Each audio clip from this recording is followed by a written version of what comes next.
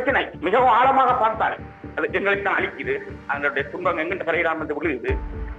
ஏபிபிக்கும் சவேந்திர சில்வாவுக்கும் முடியாத பிரச்சனை. ஏபிபிக்கான போராட்டம் சவேந்திர சில்வா. சவேந்திர சில்வா மிகவும் ஒரு நுணுக்கமான இடத்தில் கை வச்சிருக்கிறேன். புத்த பகவான், அசோக சக்கரவர்த்தி, புத்தர் இருந்த உயிருள்ள மரம், அந்த லிவிங் சிவில் சம்பந்தப்படுற அந்த புத்தகங்களையே இப்பொழுது கையிட்டுக்கு கொண்டு வரார்கள். சிங்கள மக்களை இறுக்கி பிணைச்சி கட்டி வைத்திருந்தோம். இதில் இருந்து யாரும் வெளியில போக முடியாது. பிகாரை உடைப்பதில்லை. இந்த சில உடைப்பு கலாச்சாரம் தமிழர்களுக்கு ஒருபோதும் கடவுளும் கிடையாது. சிங்களவரிடம் புக் பேர்னிங் கல்ச்சர் இருக்கு. யாழ்ப்பாண பப்ளிக் லைப்ரரி இடிக்கப்பட்டது. இன்று வரையும் ஒவ்வொரு சிங்கள மக்களும் அதற்காக புத்தி தர முடிய வேண்டும். முதலாவது. இரண்டாவது, சந்திரிகா பண்டாரநாயக்காவும் நான் இந்த விகார உடைக்கப்படும் என்று நான் கற்பனை செய்யக்கூடிய அளவுக்கு எனது வரலாற்று அறிவு என்னை பணிநடத்த உடைக்க மாட்டார்கள். உடைப்பதுதான் தர்மம். சரி, செய்ய மாட்டார். அதுக்காண்டி உலகத்தில் பல வகையில் உடைக்கப்பட்டிருக்கு. நினைவு வரலாற்று உடைக்கப்பட்டிருக்கு. அதுக்காக நீங்க உடைக்கப்படும் என்று நான் சொல்ல வரேன். ஆனால் ஒரு ஆபத்தை மட்டும் சொல்ல விரும்புகிறேன்.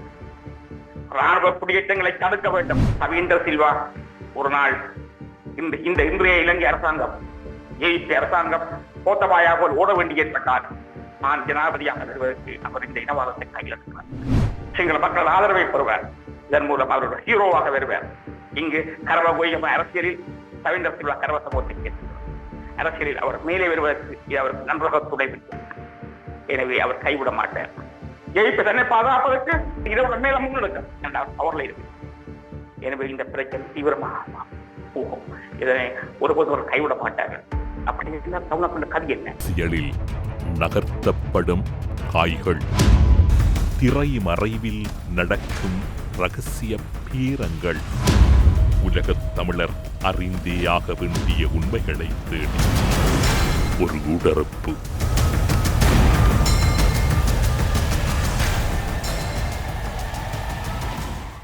அரசறிவியல் துறை ஆசான் மு. திருநாவுக்கரசு அவர்களை இன்றைய ஊடறுப்பு நிகழ்ச்சியில் இணைத்துக் கொள்கின்றோம். ஊடறுப்பு நிகழ்ச்சியின் சார்பில் உங்களை வரவேற்பதில் மகிழ்ச்சி. வணக்கம். வணக்கம். இலங்கையின் அரசியல் பல்வேறு தளங்களில் பேசப்படுகின்றது. தொடர்ச்சியாக ஒரு விடயம் பேசப்பட்டுக் கொண்டிருக்கின்றது. குறிப்பாக தமிழர் தாயகம் எங்கும் பௌத்த மயமாக்கல் என்பது கடந்த காலங்களில் பயன்படுத்தப்பட வந்த ஒரு சொல்லாடல். இப்போது இருக்கக்கூடிய அரசு கூறுகின்றது இந்த பௌத்த மயமாக்கல் எல்லாம் கடந்த ஆட்சியாளர்களுடைய காலத்தில் இடம்பெற்றவை, அவற்றை தடுத்து நிறுத்துவதற்கான சட்ட ரீதியான ஏற்பாடுகள் என்று கூறப்படுகின்றது. ஆனால் இன்று தையிட்டி வரை அந்த விவகாரம் தமிழ் மக்களால் ஒரு போராட்ட களமாக திறக்கப்பட்டிருக்கின்றது.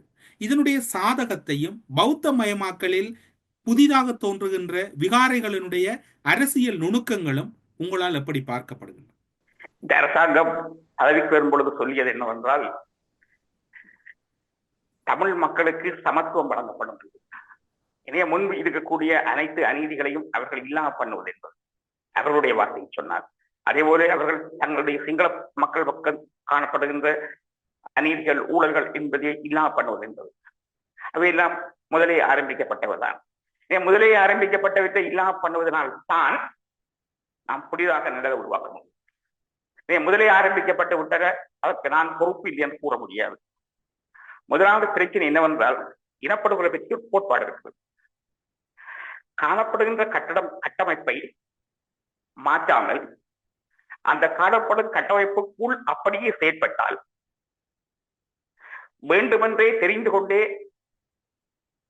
பெருந்தொகையான மக்கள் அழிவுக்கு காரணமான இனப்படுகொலையை அவர் செய்கின்றார் என்பதே பொருள். எனவே காணப்படுகின்ற கட்டமைப்பில் ஒரு ஆளை மாற்றிவிட்டால் மாற்றம் வந்து விடுவது இல்லை. காணப்படும் கட்டமைப்பின் கீழ் செயல்பட்டால் அந்த கட்டமைப்பு கொலை செய்யும், இனப்படுகொலையை செய்யும். இந்த வகையில் காணப்படுகின்ற அரசியல் கட்டமைப்பு, யாப்பு கட்டமைப்பு, கலாச்சார கட்டமைப்பு, சிந்தனை கட்டமைப்பு எல்லாவற்றையும் பார்த்து இருக்க வேண்டும். முதலாவது பிரச்சனை, இலங்கையினுடைய இனப்பிரச்சனையுடைய பாரதூரமான இனப்படுகொலை எங்கு கட்டமைக்கப்பட தொடங்குது என்றால் அது ஐடியாலஜிக்கலாக தொடங்குது. அது ஒரு மிக பிழையான வரலாற்றை அடிப்படையாக கொண்டு கட்டமைக்கப்படுகிறது. சிங்கள மக்களுக்கு அதிகம் வரலாற்று அறிவு ஊட்டப்பட்டிருக்கிறது, பிழையான வரலாற்று அறிவு. அதாவது ஹிஸ்டோரியன் என்று ரெண்டு விடயம் உண்டு. இலங்கையில் ஹிஸ்டோரியோகிராபி மிகவும் பிழையானது. ஆனால் அந்த பிழையான ஹிஸ்டோரியோகிராபிக்கு பழக்கப்பட்டுத்தான் அரசியல் தலைவர்கள், மதவாதிகள், மகாசங்கம், நிறுவனங்கள், ஊடகங்கள், ஊடகவியலாளர்கள் எல்லோரும் செயல்படுகிறார்கள். எனவே இங்கு பிரச்சனை பிழையான ஹிஸ்டோரியோகிராபியை பார்க்க, அந்த பிழையான ஹிஸ்டோரியோகிராபியை வைத்துக் கொண்டு செய்ய முடியாது. கையெட்டி பிரச்சனையும் ஒரு ஹிஸ்டோரியோகிராபி அடிப்படையாக அவர்கள் பிழையான ஒரு அரசியல் வரலாற்று சிந்தனையின் அடிப்படையில் அவர்கள் இதனை கட்டமைக்கிறார்கள். வரலாறு என்று கொண்டிருக்கலாம், ஆனால் அது ஹிஸ்டரி என்று சொல்லுவோம். ஹிஸ்டோரியோகிராபி என்பது வரலாற்றியல், அந்த வரலாற்றை பார்க்கிற முறை. இலங்கையில் பிரச்சனை வரலாற்றை பார்க்கின்ற முறைதான். இது ஒரு அடிப்படையான விடயம். எனவே இங்கே தாங்கள் பொறுப்பில்லை என்று சொல்லுவது என்பதே இனப்படுகொலையை அவர்கள் அங்கீகரிக்கிறார்கள் என்றால் அர்த்தம். கட்டமைப்பை மாற்றி அதுதான் கட்டமைக்கப்பட்ட இனப்படுகொலையை தீர்ப்பதற்கான ஒரு வழி. முதலாவது. இரண்டாவது, இனப்படுகொலை எப்படி கட்டமைக்கப்பட்டது என்றால், முதலாவது அந்த சனத்தொகை பரம்பரை ஐந்தாக்குது. ஒன்று இரத்தந்தோய்ந்த இனப்படுகொலை, 2 பொருளாதார இனப்படுகொலை, 3 கலாச்சார இனப்படுகொலை, 4 புவியியல் ரீதியான குடியேற்றங்களை செய்வதன் மூலம் பொலிட்டிக்கல் ஜியோகிரபியை மாற்றி வைப்பதன் மூலமான இனப்படுகொலை. இப்படி கட்டமைக்கப்பட்ட இனப்படுகொலை பல வடிவங்களில் கட்டமைக்கப்படுகிறது. ராணுவ ரீதியாக படுகொலை, பொருளாதார ரீதியாக மக்களை அசிமிலேட் பண்ணுவது, அதாவது இனமயமாக்கம் செய்வதற்கான பொருளாதாரத்தை உருவாக்குவது, கலாச்சாரத்தை அசிமிலேட் பண்ணுவது, அதாவது கலாச்சாரத்தை சிங்களமயமாக்குவது. இப்படிப்பட்ட பிரச்சனைகளில் ஒன்றுதான் இலங்கையில் பௌத்த பேரினவாத கலாச்சார பரம்பல். இலங்கையில் மட்டும் வரலாறு பழைய சின்னங்கள் இருக்கிறது என்பது அர்த்தமல்ல. உலகம் முழுக்க வரலாற்றில் பழைய சின்னங்கள் உண்டு. பழைய சின்னங்களின் பேரால் புதிய வரலாற்றை நீங்கள் ஒத்த கலவைக்கு உள்ளாக்க முடியாது. பழைய சின்னங்களில் இருந்து புதிய வரலாற்றை புதிய நோக்கு நிலையில் படைக்க வேண்டும். பழைய சின்னங்களை நான் கொண்ட மியூசியத்தில் வைக்கலாம். அதாவது 2 கலாச்சாரம் சொல்வார்கள் அறிவியலிலே. ஒன்று லிவிங் சிவிலைசேஷன், வாழும் நாகரிகம். 2வது டெட் சிவிலைசேஷன், இறந்த நாகரிகங்கள். நாங்கள் வாழும் நாகரிகத்தை தான் கவனிக்க வேண்டும். நாங்கள் டெட் சிவிலைசேஷன்களை வச்சுக்கொண்டு நாங்கள் வாழும் சிவிலைசேஷனை நாங்கள் சீரழிக்க முடியாது. இது பிரதானமான பிரச்சனை. இங்கு ஒரு பார்வரமான சிந்தனை மாற்றம் ஏற்பட வேண்டியது. இந்த சிந்தனை மாற்றத்துக்கு அரசாங்கம் தயாரா? சிங்கள புத்திஜீவிகள் தயாரா? ஏன் தமிழ் தலைவர்கள் தயாரா? தமிழ் தலைவர்கள் புதிய வழியில் சிந்திக்க தயாரா? அவர்கள் முதலில் ஈழத்தமிழருடைய வரலாறையும் இலங்கையின் வரலாற்றை, இந்த தென்னாசிய பிராந்தியத்தின் வரலாறை படிக்க வேண்டும். நீங்கள் ஒரு டாக்டர்கிட்ட போனால் அவர் முதல் கிளினிக் காட்டப்பட்டார். உங்களுடைய நோயினுடைய வரலாறு, உங்களுடைய நோயின் வரலாறை அறிவதற்கு உங்களுடைய பெற்றோருடைய நோயின் வரலாறு, அதனுடைய அந்த பரம்பரையின் வரலாறு, இவற்றுக்கு ஊடாகத்தான் ஒரு வைத்தியம் கூட செய்யப்படுது. எனவே நீங்கள் ஒரு ஹிஸ்டாரிக்கல் டெவலப்மெண்ட் இல்லாமல், அதனுடைய லாஜிக்கல் டெவலப்மெண்ட் இல்லாமல் ஒன்றை பார்க்க முடியாது. இந்த வகையில் நாங்கள் எல்லோருமே இந்த ஹிஸ்டாரிக்கல் டெவலப்மெண்ட்டை நாங்கள் சரிவர புரிந்து கொள்ள வேண்டும். இதில் பிழையான வரலாற்று படிமங்களினால் இந்த வரலாறு வழிநடத்தப்படுவதுதான் இலங்கையின் இரத்த கல்வியில் பிரதான காரணம். பிழையான வரலாற்று பாதை கூடாகத்தான் அவர்கள் தங்களுடைய சிங்கள ஐடியாலஜியை, சிங்கள புத்திஸ்ட் ஐடியாலஜியை போப் பண்ணியிருக்கிறார். எனவே இது ஒரு ஆழமான பிரச்சனை. கையெட்டு சம்பந்தமான பிரச்சனையை நீங்கள் பார்க்கலாம். கையெட்டு பிரச்சனையை பலர் ஒரு சட்ட பிரச்சனையாக இருக்கிறார்கள். இல்லை, இது இந்த வகையிலும் சட்ட பிரச்சனை கிடையாது. இது ஒரு அரசியல் வரலாற்று பிரச்சனை. இதனை முற்றிலும் அரசியலாக பார்க்க வேண்டும். ஒரு இனப்படுகொலையினுடைய ஒரு வடிவமாக பார்க்க வேண்டும். எனவே சட்டங்களினால், நீதிமன்றங்களினால் இதனை தீர்க்க முடியாது. இலங்கையில் சட்டம் தோல்வியடைந்து விட்டது. நாவல்குழி மக்கள் படுகொலைக்கு தீர்ப்பு வழங்கப்பட்டது. இந்த இடத்தில் இன்னும் ஒரு தெளிவுபடுத்தலுக்காக இந்த வினாவினை உங்களிடம் முன்வைக்கின்றேன். நீங்கள் கூறுகின்றீர்கள் இவை சட்ட பிரச்சனை அல்ல, தையிட்டி விவகாரம் என்று. இன்று வடக்கு கிழக்கில் இருக்கக்கூடிய கணிசமான விவகாரங்கள் இன்று நீதிமன்றங்களில் தானே இருக்கின்றன. கல்முனை தமிழ் பிரதேச செயலாகமாக இருக்கலாம், வெடுக்குநாரிமலை விவகாரமாக இருக்கலாம், மேய்ச்சல் தரை மயிலத்தனை மாதவனை பிரச்சனையாக இருக்கலாம். எல்லாமே இன்று சட்ட பிரச்சனை ஆகிவிட்டது. நல்லது, நீங்கள் ஒன்றை கவனிக்கலாம். இலங்கையில் முதலாவது சுதந்திர அரசியல் யாப்பு சோல்வரி யாப்பு, அது 29வது சரத்து என்று ஒரு அரசியல் சட்ட ஏற்பாடு இருக்கிறது. 3-2 பெரும்பான்மையோடு தான் அதை மாற்றலாம். ஆனால் அந்த 23வது சரத்து 29வது சரத் இருக்கக்கூடியதாகத்தான் தனிச்சிங்கள சட்டம் கொண்டு வரப்பட்டது. பின்பு ஸ்ரீமாவோ பண்டாரநாயக்கா 72ஆம் ஆண்டு அரசியல் உருவாக்கும் போது சிறுபான்மையினங்களுக்கு பாதுகாப்பு என்று சொல்லி உருவாக்கப்பட்ட அந்த 29வது சரத்து நீக்கப்பட்டது. சிறுபான்மையினங்களுக்கு உடைய பிரச்சனையை விவாதிப்பதற்காக ஒரு 2வது சபை வேண்டும் என்று சொல்லி தான் செனட் சபையை கொண்டார். ஸ்ரீமாவோ பண்டாரநாயக்கா பதவிக்கு வந்ததும் செனட் சபையை நீக்கினார். இங்கு சட்டம் இப்படித்தான் இருக்கிற சட்டங்களை அவர் அளிக்கிறார்கள், மாற்றுகிறார்கள், மீறுகிறார்கள். அதாவது 29வது சரத்தை மீறித்தான் தனிச்சிங்கள சட்டம் கொண்டு வரும். அதே போல நான் சொல்லியது போல நாவல்குழி படுகொலையில் குற்ற தண்டனை விதிக்கப்பட்ட ராணுவ குற்றவாளிக்கு ஜனாதிபதி மன்னிப்பளித்து விடுதலை செய்தார். சட்டத்தால் கண்டிக்கப்பட்டும் ஜனாதிபதி மன்னிப்பளிக்கிறார். ஏனென்றால் அரசியல் ஜாப்பில் மன்னிப்பளிக்கிற பகுதி இருக்கிறது. அது இனப்படுகொலை கட்டமைப்பு அரசியல் ஜாப்போ இனப்படுகொலையை அது உள்வாங்கிக் கொண்டு அதற்கேற்ப சட்டங்களால் பாதிப்பு ஏற்படுகின்ற பொழுது அரசியல் சட்டத்தின் பெரிய பகுதியினால் அது ஓவக்கம் பண்ணப்படுகிறது. எனவே இங்கு சட்டம் ஒருபோதும் பாதுகாப்பு அளிக்காது. இலங்கையில் சட்டங்களை நான் ஒருபோதும் தமிழ் மக்களுக்கோ முஸ்லிம் மக்களுக்கோ மலைய மக்களுக்கோ பரங்கீன மக்களுக்கோ எந்த பாதுகாப்பும் இல்லை. எனவே சட்ட பிரச்சனை அல்ல. நான் உங்களுக்கு ஒரு சின்ன உதாரணம் சொல்லலாம். இந்த குழந்தைகள் மெரிக்கோ ரவுண்ட் போவார்கள். இந்த மெரிக்கோ ரவுண்ட்ல ஒரு குதிரையில் ஏறியிருப்பார். அந்த அந்த குடை அச்சு அந்த கட்டமைப்பு சுற்றும். ஆனா பிள்ளை இன்னைக்கு தான் குதிரை ஓடுறோம். அந்த குடை கட்டமைப்பு தான் சுத்தமே குதிரை ஓடாது. பிள்ளை குதிரையில் இருந்து கொண்டு இந்த மெரிக்கோ ரவுண்டை குதிரை ஓடுவதாக பிள்ளை நம்புது. பிள்ளைகளை நினைக்குது, அதை ரசிக்குது, அதை என்ஜாய் பண்ணுது. அப்படித்தான் எங்களுடைய ஆட்கள் இந்த சட்டம் வேலை செய்வதாக குதிரையில் ஏறி இருந்து கொண்டு ஓடுவதாக நினைக்கிறார்கள். இது உண்மையை சிறுபிள்ளைத்தனமானது. நாங்கள் வரலாற்று அனுபவங்களை நிராகரிக்கிறோம். வரலாறு எங்களுக்கு என்ன சொல்கிறதோ அதை கருத்தில் கொள். வரலாறு சொல்வது என்பது நடைமுறை. நடைமுறை உனக்கு என்னத்தை போதிக்கிறதோ அதை கருத்தில் கொள். வார்த்தைகள் அல்ல. ஒருவன் எத்தனை தர்ம போதனைகளையும் செய்யலாம், எத்தனை பிரச்சாரங்களையும் செய்யலாம். ஆனால் அவனது செயல், அவனுடைய தர்ம போதனை செயலினால் நிரூபிக்கப்பட வேண்டும். இதை கோட்பாட்டு ரீதியாக எப்படி சொல்லுவார்கள்? ஒரு தத்துவம் நடைமுறையினால் மெப்பிக்கப்படாத வரைக்கும் அந்த தத்துவம் கற்பனாவாதம். இன்னும் அதிகமாக சொன்னால் அது எதிரிக்கு சேவை செய்யும் ஒன்று. அது கற்பனாவாதமாகவும் தூய்மைவாதமாகவும் இருக்கும். ஆனபடியினால் எல்லாவற்றையும் நடைமுறைக்குள்ளாக பார்க்க வேண்டும். அப்படி பார்த்தால் இலங்கையின் சட்டத்தில் நீதிமன்றத்தில் போய் ஒப்பாரி வைப்பதில் இந்த அர்த்தமும் கிடையாது. நீதிமன்றத்துக்கு நான் போக வேண்டாம் என்று சொல்லல. அதை போராட்டத்தில் வேண்டாம். இந்த காலகட்டத்தில் தான் நீங்கள் நீதிமன்ற விவகாரங்கள் பற்றி பேசுவதனால் இன்னும் ஒரு விடயத்தை உங்களிடம் கேட்கலாம் என்று நினைக்கின்றேன். அரசியல் துறை சார்ந்தும் அரசியல் சார்ந்தும் ஒரு முழுமையான விவகாரங்களை அலசி ஆராயக்கூடிய ஒருவர் என்கின்ற வகையில் இன்று நீங்கள் கூறினீர்கள், உரிமை பிரச்சனைகள் பலவற்றை சட்ட பிரச்சனைகளாக மாற்றியதன் விளைவுகள் பல பாதிப்புகளை ஏற்படுத்துகின்றன என்று. இன்று உரிமைகள் பற்றி பேசுகின்ற இலங்கை தமிழரசு கட்சியும் நீதிமன்றத்தில் தான் இருக்கின்றது. அரசியலை விட்டு விடுங்கள்.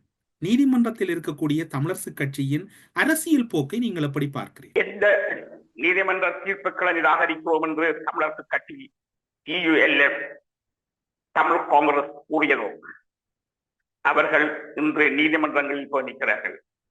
எந்த இரவாத நீதிமன்றங்கள் அவருக்கு நீதியற்றாது என்று சொன்னீர்களோ அந்த நீதிமன்றங்களில் நீங்கள் நீதிக்கு நிற்கிறீர்கள். எந்த அரசு பயங்கரவாதத்துக்கு எதிராக ஈழத்தமிழர்களுக்கு இறமை உண்டு என்று சொல்லி போராடுங்களோ உங்கள் இறமையை நீங்களே மறுத்திருக்கிறீர்கள். உங்கள் பிரச்சனையை உங்களால் தீர்க்க முடியவில்லை என்றால் உங்களுக்கு என்ன இறமை? நீங்கள் இந்த இறமையை பற்றி பேச நீங்கள் யார்? உங்களுடைய பிரச்சனை நீங்கள் தீருங்கள், அதுதான் இறமை. எனவே தமிழரசு கட்சியில் உள்ள யாரும் ஒருபோதும் முதுகலை தெரிவித்திருக்க முடியாது. சிங்கள நீதிமன்றத்திடம் தங்களை கொண்டு போய் முழங்கால் மண்டியிட்டி போட்டு நிற்கிறார்கள். தமிழ் மக்களின் இறமையை மீறுகின்ற ஒரு சிங்கள ஆட்சியின் கீழ் இவர்கள் போய் மண்டியிட்டு நிற்கிறார்கள். எனவே இவர்கள் இறமைக்கு போராடும் தகுதி உள்ளவர்கள் அல்ல. நான் ஒரு ஆங்கிலத்தில் வசனம் சொல்வார்கள், ஒன்றுக்கு மேல் உன்னை தகுதியாக்கிக் கொள், பின்பு அதற்கு நீ ஆசைப்படுங்கள். உன்னை ஒன்றுக்கு பொருத்தமாக்காமல் நீ அதை விரும்ப முடியாது. நீ விடுதலைக்கு பொருத்தமாக, திறமைக்கு பொருத்தமாக, திறமையை நிரூபி. திறமை உன் கையில் உண்டு.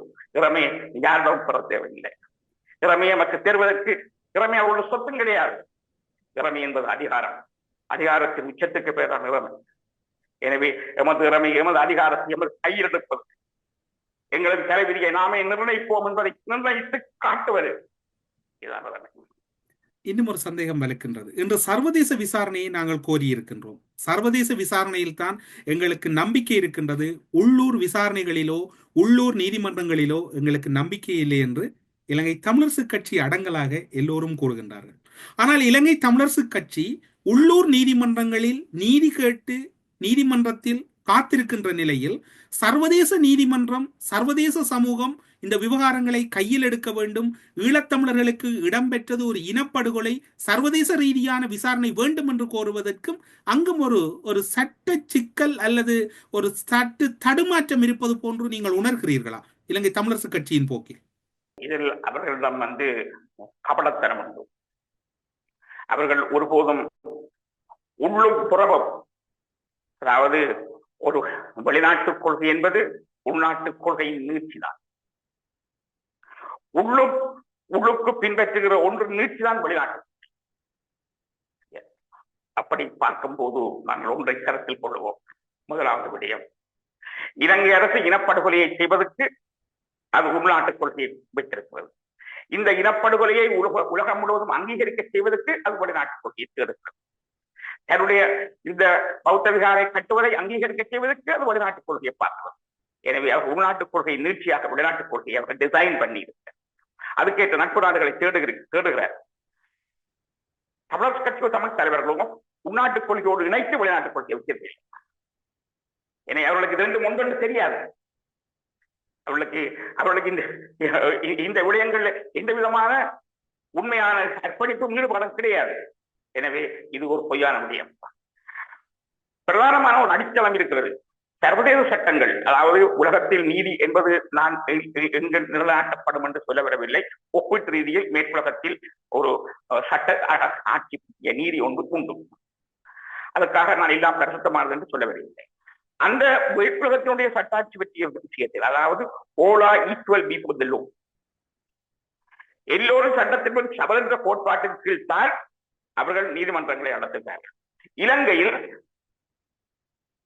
மகாவம்ச கலாச்சாரத்தின் அடிப்படையில் தான் நீதிமன்றங்கள்.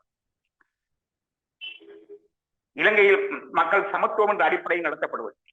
இலங்கை நீதி என்பது மகாவம்ச கலாச்சாரத்தின் தெளிவான வெளிப்பாடு. ஏஜி வில்சன் ஒரு புக் எழுதியிருக்கிறார். அந்த புக்ல 2 அமைச்சர்கள் தன்னோட பேசியதை பற்றி சொல்றேன். நாங்கள் நீதிமன்றத்தில் என்ன தீர்ப்பு வேண்டும் என்றால் நாங்கள் எடுத்துக்கொள்வோம். காரும் வீடும் கொடுத்தால் நீதிபதிக்கு போதும். பிரேக்கப் ஆஃப் ஸ்ரீலங்கா என்ற புக்கில் நீங்கள் பார்க்கலாம். ஏஜி வில்சன் என்ற புக்கில் அமைச்சர்கள் சகித்தது. நாங்கள் என்ன தீர்ப்பு வேண்டும் என்று விரும்புகிறோமோ அதை நீதி அரசர் மூலம் நாங்கள் தீர்ப்பை உருவாக்குவோம்.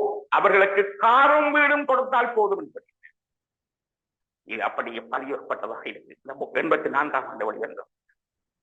சரி, இப்போது சர்வதேச நீதிமன்றங்களுக்கும் இவர்களுக்கும் இடையில் முரண்பாடு இருக்கிறது என்பது எல்லாம் அடுத்த கட்ட பிரச்சனை. நீங்கள் சொல்வது முன்னாள், ஆனா அடுத்த கட்ட பிரச்சனை. இவர்களுக்கு முதல் கட்டமாகவே தன் உள்நாட்டில் செய்யக்கூடிய செய்யாதவர். உள்நாட்டில் அவர்கள் இப்போது கையெழுத்து பிரச்சனையில் இவர்கள் ஒரு சரியான ஸ்டாண்டை எடுக்க இல்லை. இந்த விடயத்தில் தமிழ் காங்கிரசுக்கு இந்த 5 ரூபாய் பொன்னம்பலம் இந்த பிரச்சனையை அவர் இனிஷியேட் பண்ணி அதை முன்னெடுக்கிறது தொடக்கி இருந்தார். ஆனால் அவர் தனித்திருந்து போராடலாம் நினைக்கிறார். அவர் ஒரு பொக்ஸுக்குள்ள இருந்து போராடலாம் நினைக்கிறார். இல்லை, கூட்டு சேரவனுக்கு அரசியல் என்பது அலையன்ஸ். ஆனால் இப்போது நீங்கள் கூறுகின்ற அந்த இடத்துக்கு அவர் வந்திருப்பது போன்றுதானே தெரிகின்றது. கடந்த வருட இறுதி வரைக்கும் தனியாக போராட்டத்தை முன்னெடுத்தவர் இப்போது எல்லோரும் வாருங்கள், இந்த போராட்ட களத்தை தீவிரப்படுத்துவோம், இவ்வாறான பௌத்தமயமாக்கலை எதிர்ப்போம் என்று எல்லோரையும் அழைத்திருக்கின்றார். நேற்று முன்தினம் இடம்பெற்ற போராட்டத்தில் கூட அரசியல் கட்சிகள், மத தலைவர்கள் என்று பலரும் இணைந்திருக்கின்றார்கள் அல்லவா? நல்லது. அவருக்கு இந்த இடத்தில் அவரை நான் வரவேற்கிறேன். சரியானதை யார் செய்தாலும் நாங்கள் வரவேற்க ஆகும். அவர் இப்பொழுது பலரையும் ஐக்கியப்படுத்த அவர் முன்விடுகிறதை அவர் நிச்சயமாக வரவேற்றவர். கடந்த கால தவறிலிருந்து அவர் அனுபவத்தை கற்றுக்கொண்டார். அவர் நல்லது. அயந்தருமார் பொன்னம்பலத்தை 13ஆம் ஆண்டு நான் சென்னையில் 4.5 மணித்தியால நேரம் அவர்கள் உரையாடி. அப்போது கூட்டுத்தான் எங்கள் பலம் என்று நான் திரும்ப சொன்னேன். டிஎன்ஏ விட்டவர் வெளியேறியது தவறு என்று சொன்னேன். டிஎன்ஏ அப்போ அவர் சொன்னார், சுமந்திரனோடு இருக்க முடியாது. சுமந்திரனை நீங்க வெளியில விடணும், தவிர நீங்க வெளியில விடக்கூடாது. ஒட்டகத்தை உள்ளுக்கு விட்டுட்டு கொட்டகக்காரன் வெளியில வந்த கதையாக விடக்கூடாது. எனவே நீங்கள் உள்ளுக்கு இருந்ததை பலப்படுத்த வரணும்னு சொல்லி, நீங்கள் வெளியில வர எல்லோரும் வெளியில வராரு. அதுக்கு பின்பு நான் அவருக்கு சொன்னேன், நீங்கள் இப்போது இடது தமிழை நடத்த போறீர்கள், அதை இனி டிஎன்ஏ கடவுளாலும் காப்பாற்ற முடியாது. ஆனா குறைஞ்சபட்சம் நீங்களாவது ஐக்கியப்பட்டு செயற்படுங்க, உங்களுக்கு ஆதரவு அளிப்போம்னு சொல்லி அவர் இவனை கட்டி தலைவினர். நானும் அவர் கட்டி தலைவர் சொன்னேன். நம்ம மேல் மாடியில் கீழ் மாடிக்கு ரங்கம் பெற நான் அப்படி கட்டி தலைவன் அப்படி அவரை இதாக தங்குறேன். ஆனா பின்பு எல்லாமே உடங்கி போயிடுச்சு. ஒரு விஷயத்தை உங்களுக்கு நான் கேளுங்கள். தையிட்டியில் விகாரையை கட்டுவது என்பது டிஎன்ஏ உடைத்த கற்களில் இருந்தார். தமிழ் மக்களினுடைய ஐக்கியத்தை குறைப்பதிலிருந்தே தேசியத்தை சிதைக்கலாம், அந்த தேசியத்தை சிதைப்பதிலிருந்தே சிங்கள பௌத்த இனமயமாக்கத்தை மேற்கொள்ளலாம் என்பது அவர்களுடைய தத்துவார்த்த கோட்பாட்டு நிலைப்பாடு. எனவே முள்ளிவாய்க்கால் யுத்தம் முடிந்த பின்பு டிஎன்ஏ உடைப்பது என்பது இலங்கை அரசின் கொள்கை. அது இராணுவமாக இருக்கலாம், இன்டெலிஜென்ஸாக இருக்கலாம், புத்திஜீவிகளாக இருக்கலாம், மத நிறுவனங்களாக இருக்கலாம். அதுக்கு நாங்கள் பலியளிக்க அதுக்கு நாங்கள் பலியளிக்க கூடாது. இப்போது ஒற்றுமையை பற்றி பேசுகிறீர்களோ, நல்லது. உலகத்தில் முதலாவது தேசிய இனம் என்பது ஒன்றுபடுதல், இரண்டாவது அணி சேர்தல், யூனிட்டி. முதலாவது எங்களுக்கு நாங்கள் ஒன்றுபட வேண்டும். இரண்டாவது அணி சேர வேண்டும். இந்த ஒன்றுபடுதல் அணி சேரல் இல்லை என்றால் நாங்கள் ஒரு சிறிய இனம், அளவாக சிறிய இனம், நாங்கள் தாக்குப்பிடிக்க மாட்டோம். இது மிக அடிப்படையான உண்மை. எங்களிடம் இருப்பதை வைத்துக் கொண்டுதான் நாங்கள் இதை செய்யலாம். இல்லாததை வைத்துக் கொண்டு வானத்தில் இருந்து கற்பனை செய்ய முடியாது. ஆகாய பொட்டுகளை கட்டி போட்டு நாங்கள் ரசித்துக் கொண்டிருக்க முடியாது. என்ன கையில இருக்கோ அதை கொண்டு அர்த்தத்தை செய்ய வேண்டும். எனவே கையெழுந்த பொன்னம்பலத்தினுடைய இன்றைய நிலைப்பாடு 2021ஆம் ஆண்டு காலப்பகுதியில் தையிட்டியில் இருக்கக்கூடிய திஸ்ஸ விகாரை அமைக்கப்படுகின்றது. அதில் இன்னும் ஒரு குறிப்பை பார்த்தீர்கள் என்றால் 2017ஆம் ஆண்டு காலப்பகுதியில் தான் அதற்குரிய ஏற்பாடுகள் நடக்கின்றது. அந்த காலப்பகுதியில் நல்லாட்சி அரசு, மைத்ரி ரணில் அரசு அங்கு ஆட்சியில் இருந்த காலப்பகுதி. இவ்வாறான காலப்பகுதியில் இன்னும் ஒரு விடயம் நீங்கள் நுணுக்கமாக அவதானிக்க வேண்டியிருக்கின்றது. அந்த காலப்பகுதியில் விகாரை பணிகளுக்கு தடை விதிக்க கோரிய ஒரு வழக்கொன்று நீதிமன்றத்தில் நிலுவையில் இருக்கின்றது. அந்த ஏக காலத்தில் தான் அப்போது பாதுகாப்பு படைகளின் பிரதானியாக இருந்த சவேந்திர சில்வா அந்த இடங்களுக்கு அடிக்கல் நாட்டுவதற்காக செல்லுகின்றார். பலத்த ராணுவ பாதுகாப்பு போடப்படுகின்றது, எல்லாம் இடம்பெறுகின்றது. நல்லாட்சி காலத்தில் தான் இந்த தையிட்டி விகாரைக்கான அத்திவாரம் விடப்பட்டிருக்கின்றது, ஏற்பாடுகள் நடந்தது. முன்னாள் ஆளுநர் ரெஜினோல்ட் குரே அதன் முன்னணியாக செயற்பட்டிருக்கின்றார். இதற்குள் ஏதோ ஒரு அரசியல் மறைந்திருக்கின்றது, நீங்கள் வெளிப்படையாக பேச வேண்டும். முதலாவது விஷயம், இங்கே ஒன்று நல்லாட்சி, எல்லாமே கட்டாட்சிதான். இந்த அரசாங்கங்கள் ஒன்றுக்கும் இடையில் அடிப்படை வேறுபாடு இல்லை, எல்லாமே இனவாத அரசாங்கம். அது சந்திரிகா அரசாங்கமாக இருக்கலாம், மஹிந்த ராஜபக்ச அரசாங்கமாக இருக்கலாம், கோத்தபாய அரசாங்கமாக இருக்கலாம், இன்றைய ஏபி அரசாங்கமாக இருக்கலாம், எல்லாம் ஒன்றுதான். இங்க இவர்களிடம் அடிப்படை கட்டமைப்பு வேறுபாடு இல்லை. அதாவது நீங்கள் பார்க்கலாம், இந்த அரசியல் ஜாப்பை கொண்டு வர மாட்டார். அது இனவாதத்துக்கு உகந்த ஜாப் இது. அதை விட முக்கியமான ஒரு செய்தி சொல்ல போகிறேன். நீங்க சவேந்திர சில்வாவை பற்றி இப்போது சொல்லி இருக்கிறீங்க. இலங்கை அரசியல் ஜாப்பின் கட்டமைப்பில் நான் முன்பு ஒரு முறை ஒரு மாசத்துக்கு முன்பு ஒரு வகுப்பு செய்தனார். இலங்கை அரசியல் ஜாப்பினுடைய கட்டமைப்பை பற்றி செய்திருந்தார். பல மாணவர்களோடு மக்களுக்கு பொதுமக்களுக்கு புரியதில்லை, மாணவர்களுக்கு மட்டுமே பங்கு பெற்றினார்கள். அந்த வகுப்பில் ஒன்று சொல்லி இருந்தேன், இலங்கையினுடைய அரசியல் ஜாப்பினுடைய இடைச்சாரிகார தன்மை என்ன என்றும், அதன்படி தேர்தலின் மூலம்தான் பதவிக்கு வர வேண்டும் என்று அரசியல் ஜாப், நாடாளுமன்றத்தின் மூலம்தான் பதவிக்கு வர வேண்டும் என்றும் அரசியல் ஜாப். ஆனால் தேர்தலில் ஒரு டேர்முக்கு மேல் ஒரு டேர்மில் ஜனாதிபதி பதவிக்கு வந்தால், ஒரு தவணைக்கு வந்தால் இடையே தேர்தல் இல்லை என்று சொல்வது. தேர்தல் இல்லை. இப்ப தேர்தல் மூலம் தேர்ந்தெடுக்கப்பட்ட அரசாங்கம் வேணும், ஆனா ஜனாதிபதி சென்று போனா அல்ல பதவி விலகி போனா தேர்தல் கிடையாது. அந்த 5 ஆண்டுக்கும் நாடாளுமன்ற ஒரு ஜனாதிபதியை கொண்டு வரும். எனவே இப்ப நாடாளுமன்றத்துக்கு, அதாவது இந்த டிரெக்ட் டெமோக்ரஸி என்பதற்கு பதிலாக அந்த இன்டைரக்ட் டெமோக்ரஸி அங்க கொண்டு பூட்டப்பட்டிருக்கு. அதன்படி இலங்கையுடைய நாடாளுமன்றம் கூட நேரடியாக தேர்ந்தெடுக்கப்பட்ட உறுப்பினர்களை கொண்டதல்ல. அவற்றை தேசிய பட்டியல் உறுப்பினர்கள் நேரடியாக தேர்ந்தெடுக்கப்பட்டவர்கள். தேசிய பட்டியல் மூலம் யாரும் எம்பி ஆகவில்லை, யாரும் பிரதமராகவும் இல்லை. சவீந்திர சில்வா ஒரு நாள் இந்த இன்றைய இலங்கை அரசாங்கம் ஜேபி அரசாங்கம் கோத்தபாயா போல் ஓட வேண்டி ஏற்பட்டால் தான் ஜனாதிபதியாக வருவதற்கு அவர் இந்த இனவாதத்தை கையில் எடுக்கிறார். இது முதலாவது விஷயம். அப்படி இல்லை, இந்த இனவாதத்துக்கு கூடாக தன்னை கட்டமைத்து அடுத்த ஜனாதிபதி தேர்தலில் அவர் வேட்பாளராக போட்டியிடுவதற்கு அவர் திட்டமிட்டிருக்கிறார். ஒரு வகையில் கையிட்டு பிரச்சனை மிகவும் ஆழமாக பார்த்தால் அது எங்களுக்கு தான் அளிக்குது. அதனுடைய துன்பம் எங்கிட்ட பெறையிடாமல் என்று விழுகுது. ஏபிபிக்கும் சவேந்திர சில்வாவுக்கும் இடையான பிரச்சனை. ஏபிபிக்கான போராட்டம் சவேந்திர சில்வா முடியும். சவேந்திர சில்வா முன்னெடுப்பதை ஏபியால் பின்னெடுக்க முடியாது என்று அவர்களிடம் பங்காளிகள் அவர்களிடம் சேர்ந்து விடுவார்கள். பிள்ளை என்று சொல்ல முடியாது. இது முதலாவது விஷயம். இரண்டாவது, புத்த பகவான் இந்த கையிட்டி பீகார் எங்க சம்பந்தப்படுத்துவார்கள். புத்த பகவான் முதலாவது விஷயம். இந்த சிங்களவர்கள் வரலாற்றுக்குள்ளால் தான் அரசியலை வெளியில கொண்டு வருவார். எங்களுக்கு இந்த வரலாறு தெரியவும் தெரியாத புரிந்து கொள்ள முடியாது.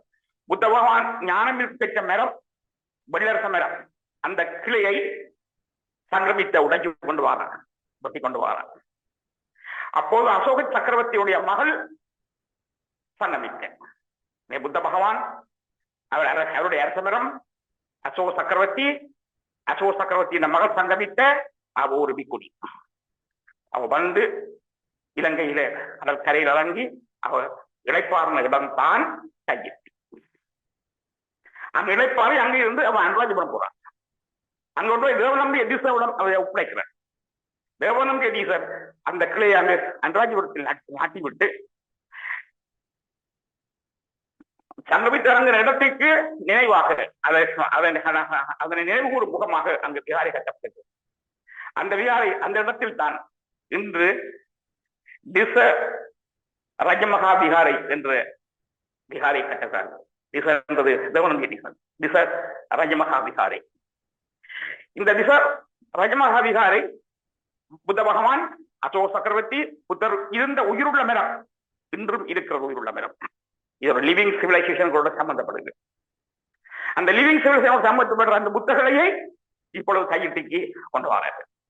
அதனுடைய நினைவு சின்னமாக சிங்கள மக்களை இறுக்கி பிழைச்சி கட்டி வைத்திருக்கும். எனவே இதில் இருந்து யாரும் வெளியில போக முடியாது. சிறில் வேக்கியோ 78ஆம் ஆண்டு 2000 பௌத்த விகாரைகள் வடக்கு கிழக்கு கட்ட வேண்டும் என்ற நூல் வெளியிட்டவர். இங்க உள்ள கவனியுங்கள், சிங்கள சாதி பிரச்சனை அரசியல் ஆழமாக உண்டு. தமிழர்களுக்கு தெரியாது, தமிழர்கள் இதை கவனிப்பதில்லை. மைக்கேல் ராபர்ட்ஸனுடைய நூல் இருக்கிறது, கரவா பாலிடிக்ஸ் அண்ட் ஸ்ரீலங்கா புக் இருக்கு, நிறைய புக்ஸ்கள் இருக்கு, அதுல பார்க்கலாம். கரவா சாதியினருக்கும் கொய்கம சாதியினருக்கும் உள்ள போராட்டம் இருக்கு. அந்த போராட்டத்தில் கொய்கம சாதியினர் மேலணிப்பார்கள். இரண்ட கரவ துறவ சலாகம பிறவ சாதி 21 வீதம் தான். அவர்களுக்குள்ளதான் இலங்கையில் கம்யூனிசம் வளர்ந்தது. ஏன்னா இலங்கையில் கம்யூனிஸ்டுகள் கிடைக்கிற சீட் வந்து 19 கீழே வருது.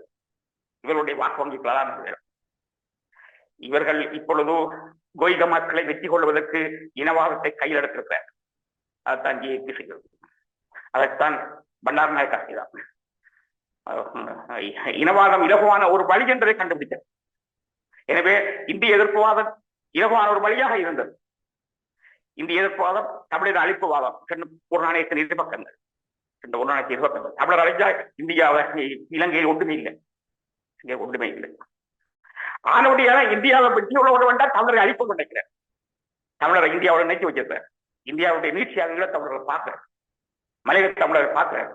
எனவே இவளை அழிக்கணும். இல்லை, அழிப்பதற்கு கலாச்சார ரீதியான வீரர்களை அழிக்கிறார்.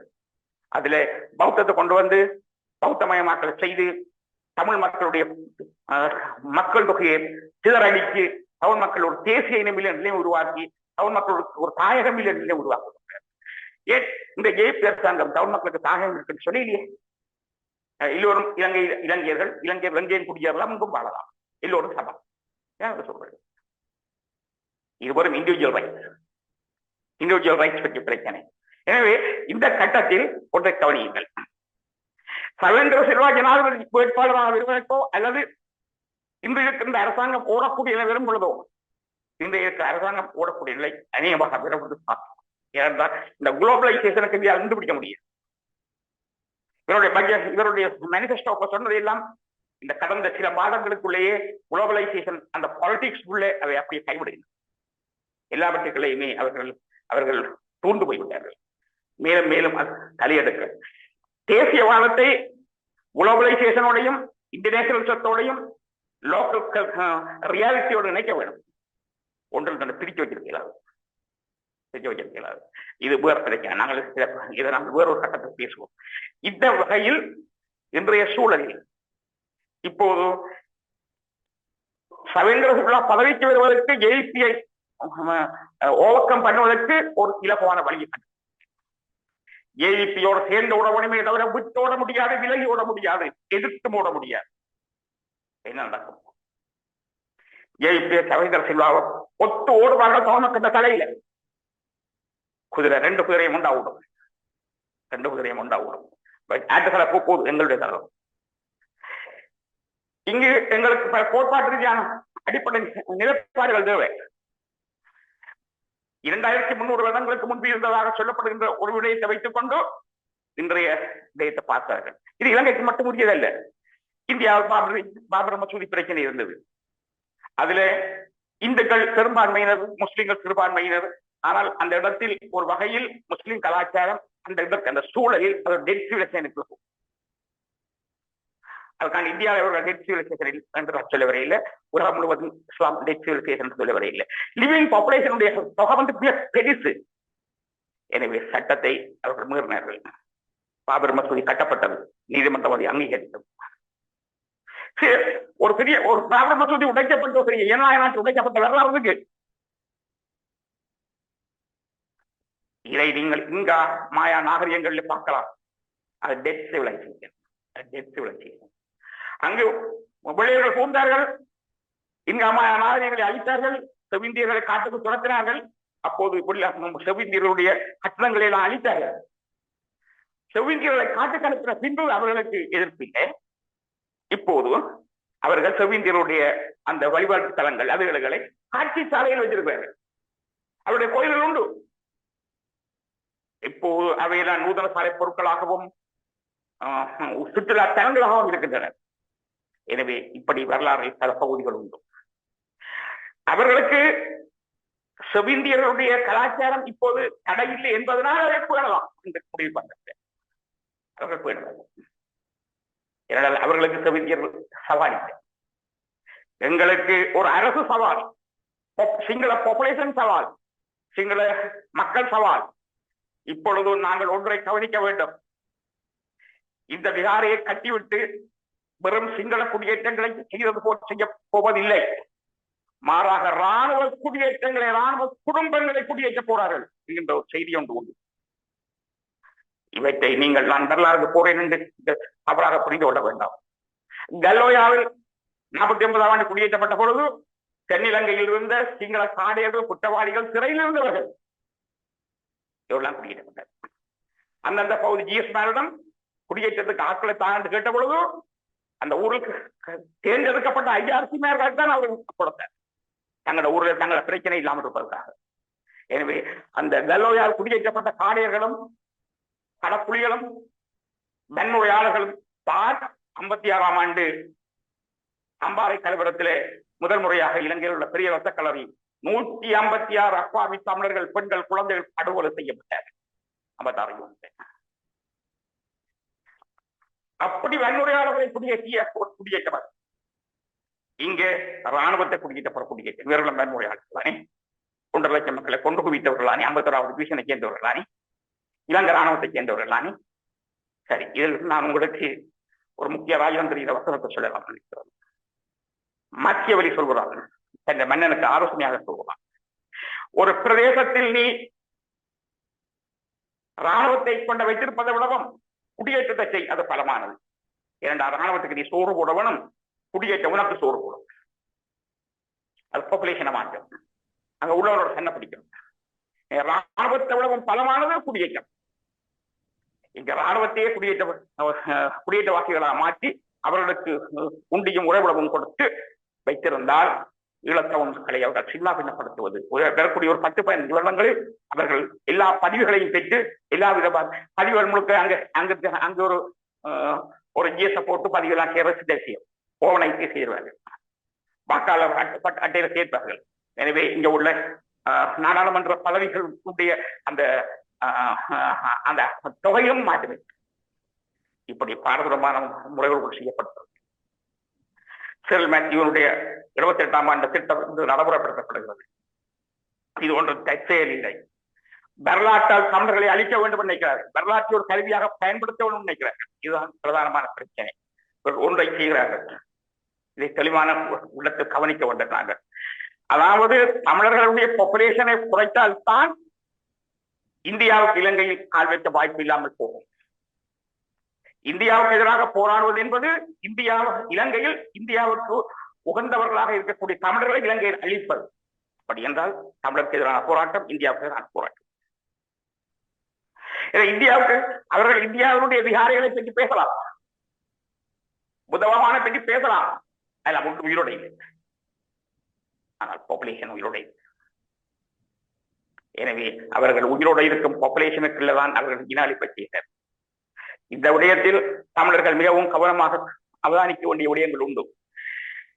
டிஎன்ஏ நல்லாட்சியர் காலத்துக்கு முன்னே இந்த பிரச்சனை இனிஷியேட் பண்ணப்படுது.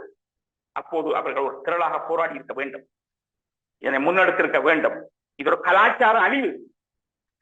அதாவது அமில்காஸ் கேப்ராய் என்கின்ற ஆப்பிரிக்க சிந்தனையாளர் சொல்றார், ஒரு கலாச்சார ஒரு இனத்தை அழிக்க வேண்டுமோ அந்த கலாச்சாரத்தை அழித்து விட்டு அவன் போராட மாட்டான், எல்லாத்தையும் ஓடிடுவான். என்னை ஒரு இனத்தினுடைய பலம், ஒரு தேசத்தினுடைய பலம், ஒரு மக்கள் தொகையின் பலம் அவருடைய கலாச்சார ஒருமைப்பாடு, அந்த பண்பாட்டு ஒருமைப்பாடு. அந்த பண்பாட்டு ஒருமைப்பாட்டுக்கு ஒரு ஆப்புத்தான் கையெழுத்துகிறார். அதில் சரியான இடத்தில் நிலப்பாடு நடத்தினால்தான் நான் கையெழுத்து அந்த இடத்தில் ஆதரிப்பேன். அதுக்கான எல்லா இடத்துல ஆதரிப்பேன், நான் போய் சொல்ல சரியான இடம் ஆதரிப்பேன். இப்போது நாங்கள் ஒன்றை கவனிக்க வேண்டும். இந்த இடத்தில் இந்த விஷயத்தை நீதிமன்றம் தப்பிக்க முடியாது. ஒரு வகையில் எல்லோரும் சேர்ந்து ஒரு பக்கம் ஓட போறார். ராஜபக்சாக்களும் பீகாரின் பக்கம் தான் ஓடுவார்கள், சைத் பிரேமதாசா வந்த பக்கம் தான் ஓடுவார், ரணிலும் வந்த பக்கம் தான் ஓடுவார், ஏவிபி வந்த பக்கம் தான் ஓடும், ராணுவம் வந்த பக்கம் தான் ஓடும், மாசங்கம் வந்த பக்கம் தான் ஓடும். ஒன்றை கவனியுங்கள், இலங்கையில் அரசியல் யாப்பில் 2 பிரதான அம்சங்கள் உண்டு.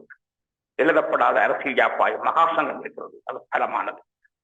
83ஆம் ஆண்டுக்கு பின்பு நடைமுறை ஒரு அரசியல் யாப்பாய், எழுதப்படாத நடைமுறை அரசியல் யாப்பாய் இலங்கையினுடைய ராணுவம் இருக்கிறது. 2 ஒரு பக்கம், 2 கையில் தான் அரசியல் யாப்பு இருக்கு. நாடாளுமன்றத்தில் கிடையாது, சட்டத்தில் கிடையாது, நீதிமன்றத்தில் கிடையாது. குறைய நாங்கள் சிறுபிள்ளத்தனமாக பேசுவோம், சிறுபிள்ளத்தனமாக கனவு காணவும். இந்த சிறுபிள்ளத்தனமான சிந்தனைகளை காப்பதில் நாங்கள் மிகவும் ஆழமாக பிரச்சனைகளை பார்க்க வேண்டும். பயிற்சி விகாரையை பற்றி நான் தெளிவாக சொல்லக்கூடிய ஒரு செய்தி இருப்பது, ஈழத்தமிழ் மக்களின் தலையின் மீது இலங்கையினுடைய முழு உள்நாட்டு அரசியலும் மையம் கொண்டிருக்கிறது. ஈழத்தமிழர் தலையின் மீது இலங்கை இந்திய அரசியல் மையம் கொண்டிருக்கிறது. ஈழத்தமிழர்களுடைய தலைகளின் மீது சர்வதேச அரசியல் மையம் கொண்டிருக்கிறது. அது இப்பொழுது கையெழுத்தில் விகாரையின் வடிவில் தலையில் இருக்கப்பட்ட ஒரு அச்சாணியாய் சுழல்கிறது. இது ஒரு பாரம்பரியமான பிரச்சனை. இலங்கையின் எதிர்காலத்தை நிர்ணயிக்க போற விடயம் இது. ஒருவேளை யாரும் மித்திரமாக இருந்தால் அதற்காக கவலைப்பட வேண்டியது. யாரும் மித்திரமாக இருக்க முடியாது. நாங்கள் பௌத்தத்தின் எதிரிகள் அல்ல. நாங்கள் 50 காப்பியம் பௌத்தத்தில் தான் சிங்களத்தில் கிடையாது. நாங்கள் பௌத்தத்தை நேசித்த மக்கள், மகாஞான பௌத்தத்தை தமிழர்கள் பின்பற்றியவர்கள். ஒரு காலம் இருந்தார், 3 காலம் இல்லாமல் இருக்கிறார்கள். ஆனால் இப்பொழுதும் தமிழர்கள் பௌத்தத்தின் எதிரிகள் அல்ல. ஆனால் தமிழர்கள் ஒன்றை கவனியுங்கள், வேலைகளுக்கு போவதில்லை. அன்றாஜபுரத்துக்கு மட்டும் போவார்கள், அது ஒரு சுற்றுலா மாதிரி போவார்கள், வேறு மாதிரி வேலைக்கு போவதில்லை. ஏனென்றால் தமிழர்களே கடவுள் வேணும் கும்பிடுறதுக்கு. புத்த பகவான் கடவுள் இல்லை, தமிழர்கள் வரங்கத்தான் கடவுள் கிட்ட போறவர்கள், கோயிலுக்கு போறவர்கள். புத்தவான் கிட்ட வரம் வேண்ட முடியாதானே, ஏன் அவர்களுக்கு கோயிலுக்கு போறோம், பிகாரை போக பிகாரை எதிர்கள் அல்ல, அது பிகாரை உடைப்பதில்லை. இந்த சில உடைப்பு கலாச்சாரம் தமிழர்களுக்கு ஒருபோதும் கடவுளும் கிடையாது. சிங்கள வருடம் புக் பேர்னிங் கல்ச்சர் இருக்கு. யாழ்ப்பாண பப்ளிக் லைப்ரரி இடிக்கப்பட்டது. இன்று வரையும் ஒவ்வொரு சிங்கள மக்களும் அதற்காக புக்கி தர முடிய வேண்டும். முதலாவது. இரண்டாவது, சந்திரிகா பண்டாரநாயக்காவும் நாங்கள் சமூக வீரவும் சேர்ந்து அந்த இடிக்கப்பட்ட நினைவு சின்னத்தை அழித்த அந்த நினைவு சின்னமாவது இனிமேல் தவறு செய்யக்கூடாது என்பதை சொல்லும் அல்லவா? தாங்கள் செய்ததை பிள்ளைகள் அடுத்த தலைமுறையாவது சிங்களவர்களுக்கு உணர்த்தம் அல்லவா? தமிழர்களும் பார்க்கும் பொழுது இப்படி ஒரு அநியாயம் நடந்திருக்கின்ற ஒரு உணர்வு தமிழர்களுக்கும் பெறும் அல்லவா? இலங்கையின் வரலாற்றை வழிநடத்த அந்த நினைவு சின்னத்தால் முடிஞ்சிருக்கும். நான் அழிக்கிட்டேன். இந்த தமிழருக்கு சாதகமாக இருந்தால் அதை அழித்தேன். சிங்களவருக்கு சாதகமாக இருந்தால் அதை கட்டியிருப்பார். பொய்யாக வேணும் கட்டியிருப்பார். ஆனபடியால் இலங்கையின் கையெழுத்து விவகாரம் ஒரு பாரதூரமான பிரச்சனையாக இருக்கும். நான் 2 விஷயங்களை சொல்வேன். ஒன்று, இன்றைய அரசாங்கத்தை கவிழ்ப்பதற்கு அல்லது அடுத்து தான் பதவிக்கு வருவதற்கு சவேந்தர் சில்வா இதனை ஒரு துருப்பு சீட்டாக பயன்படுத்துகிறார். இது பண்டாரநாயக்காவும் பயன்படுத்தினது, ராஜபக்சாக்களும் பயன்படுத்தினது, கோத்தபாயாவும் பயன்படுத்தினது, ஜேபியும் பயன்படுத்தினது. அதை அவர் செய்கிறார். இதில் அவர் மகாசங்கத்தின் ஆதரவை பெறுவார். சிங்கள மக்கள் ஆதரவை பெறுவார். இதன் மூலம் அவர் ஹீரோவாக வருவார். இங்கு கரவ அரசியலில் சவேந்தர் சில்வா கரவ சமூகத்தை சேர்ந்திருக்கிறார். அரசியலில் அவர் மேலே வருவதற்கு அவருக்கு நன்றாக துணை வேண்டும். எனவே அவர் கைவிட மாட்டார். ஜெயிப்பை தன்னை பாதுகாப்பதற்கு ஜெயிப்பின் கரவ சமூகத்தின் அவங்க கட்சிதான் பாதுகாப்பதற்கு அது இரவு மேல முன்னெடுக்கும் என்றால் பவர்ல இருக்கு. எனவே இந்த பிரச்சனை தீவிரமாக போகும். இதனை ஒருபோதும் ஒரு கைவிட மாட்டார்கள். அப்படி இருந்தால் தமிழ்நாட்டின் கதி என்ன? இதில் அண்டை நாடான இந்தியா இதில் தலையிட வேண்டும். தமிழ்நாட்டினுடைய ஜனநாயகத்துக்காக அவர்கள் குரல் எழுப்ப வேண்டும். இந்த விடயத்தை இது முக்கியமானது. நான் இந்த விகாரம் உடைக்கப்படும் என்று நான் கற்பனை செய்யக்கூடிய அளவுக்கு எனது வரலாற்று அறிவு என்னை பயன்படுத்தவில்லை. உடைக்க மாட்டார்கள். உடைப்பதுதான் தர்மம். சரி, செய்ய மாட்டார். அதுக்காண்டி உலகத்தில் பல வழியில் உடைக்கப்பட்டிருக்கு. நினைவு சின்னங்கள் வரலாற்று உடைக்கப்பட்டிருக்கு. அதுக்காண்டி இங்க உடைக்கப்படும் என்று நான் சொல்ல வரேன். ஆனால் ஒரு ஆபத்தை மட்டும் சொல்ல விரும்புகிறேன். ராணுவ குடியேற்றங்களை தடுக்க வேண்டும். இதனை இந்தியா செய்ய வேண்டும். சிங்கள குடியேற்றங்களை தடுக்க வேண்டும். இதனை இந்தியா செய்ய வேண்டும். ஏன் இந்தியா செய்ய வேண்டும் என்று சொல்ல வேண்டாம்? இந்தியா இதற்கு சம்பந்தப்பட்டது. ராணுவத்தை அனுப்புறது, அரசியல் தீர்வு முன்வைத்தது, போராடுறது, தமிழ் மக்களோடு இந்த பிரச்சனையை பின்னி பிழைந்த ஒரு நாடு. அந்த வகையில் அவர்களுக்கு இதில் முதல் பங்குண்டு. சர்வதேசத்தை பொறுத்தவரையிலே அவர்கள் எப்பொழுதுமே எங்களை பொறுத்தவரை தமிழகத்துக்கு பல் சொல்ல வேண்டிய பொறுப்பும் மத்திய அரசாங்கத்துக்கு இருக்கும்.